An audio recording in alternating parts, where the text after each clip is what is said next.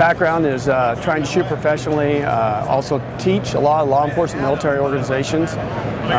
Coincides, with the gear that we make here at 511, wraps in real nicely. You gotta have good clothing, good support system, be able to keep you safe out there and be able to move without restrictions. And the 511 gear, it's just dynamite. I mean, some of the new innovations that came out, like the Apex pants, they're just incredible. So comfortable. Yeah. So comfortable and yeah, they really are. too. Yeah, they are. The way they designed it, you can tell that 511 is really in tune to the operator.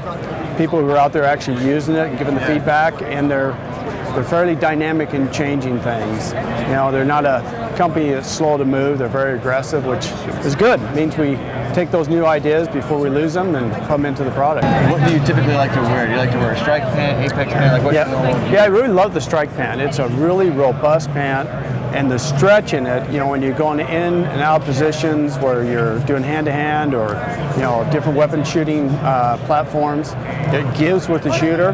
They're very resilient. They hold up really, really well. And they're just super comfortable to wear.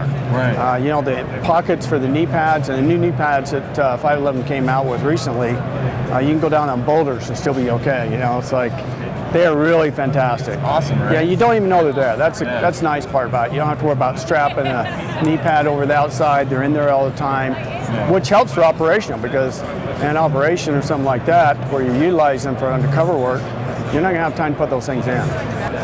Was able to place fifth at the U.S. Nationals, which was great. I hate those air guys who are faster and younger. But yeah, hit mostly the 3-gun market, and that's my mainstay, and then doing some long range, which I'll be getting into this next year. We're going to focus a little bit more, maybe get into the PRS and try and kick that dog a little bit. Good stuff. Yeah, it's great stuff. It really is. And it ties into what I work and teaching with law enforcement military. As the professional shooter side of it, we kind of push the product development, techniques and things like that, and then we look at what would be realistic, bring it back into the tactical side of the world, try and share that information with operators so they stay alive, they stay safe, and they feel confident in what they're doing. It makes them a safer individual for handling what's out there.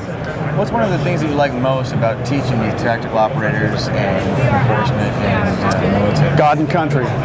So, you just work around great people. It's you work around people who are willing to put their life on the line for somebody they don't know from Adam.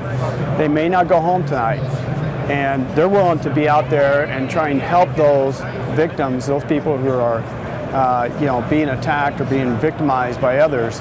That's just a noble thing, and they're just good, solid people. And it doesn't mean we don't have our bad apples or anything, but they usually get vetted out pretty quickly. Yeah. So, it's I kind of consider myself to have a dream job. Right.